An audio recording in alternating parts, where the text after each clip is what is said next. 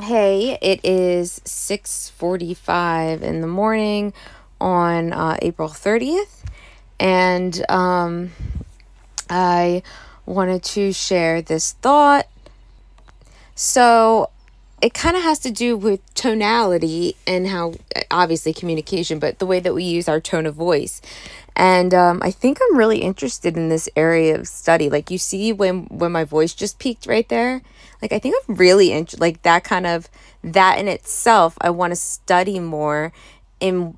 And then I feel like there's a whole underlining or undertone to the conversations that people actually have. So, like, for instance, when you end conversations on an like a upbeat tone or a higher tone, I guess is what I would say, than a lower tone, like all right, yeah, like, see you at noon, period, whatever. It's more of like a positive ending, right? Whereas, like, let's say it's a meeting for a business or something, and I say, okay, I'll see you at noon. That's a more serious, like, committed type of tone that I'm getting across. Like, I'm going to see you at noon. It's kind of strict, whereas the other one's more upbeat, friendly, maybe flexible, one would say. But so that's just an example of, like, how it's not even really like the words that we say, it is how we are saying it, the volume we're saying it, the pitch we're saying it. And it's really important to understand what these, like, English words actually mean, because our language, like the English language, is a mixture of so many different ones, and it was, like, purposely twisted up. So, like, a lot of the meanings of words that we know are actually inverted. So, I mean, there's some words that aren't, like, if I don't know if anyone noticed that the word earth is the same for the word heart. Like, the same letters make up earth and heart. And that's pretty cool. But, like,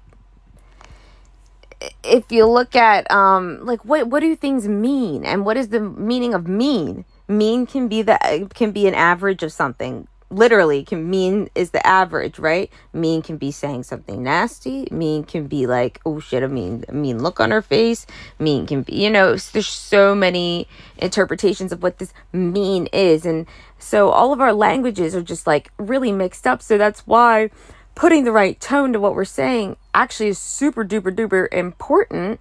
Because, I mean, if I were to say something that was taken, like, okay, I'll see you at noon, to a friend, they might think, like, what's her issue?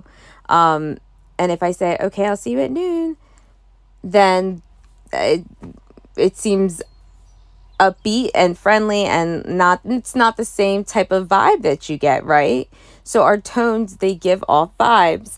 And one last example I'll give is, like, have you ever, I'm sure you have you ever met those people? And I used to do it a lot, and I might still do it, but those people that every fucking, I'm sorry, I'm trying to not curse as much. However, I did write about how people who do curse tend to be perceived as more honest people, and more like vulnerable in that moment. Like, so if I'm, like, because I'm being passionate in a sense, like, if I'm saying, like, a curse word, this fucking thing, it's like like, it's something that's, like, really affects me, and people are seen more honest in what they're saying. But anyway, you ever heard those people that, oh my God, they speak, but every sentence is not a sentence, it's a fucking question. So yeah, so, like, we went to the club, and at the club we got sodas, and it's just like they're making sentences like you want there to be a period, and I think there might be a dot dot dot, I don't know, but it's like a question mark because of that upper tone lift at the very end. We went to the place across the street. Like, what the fuck?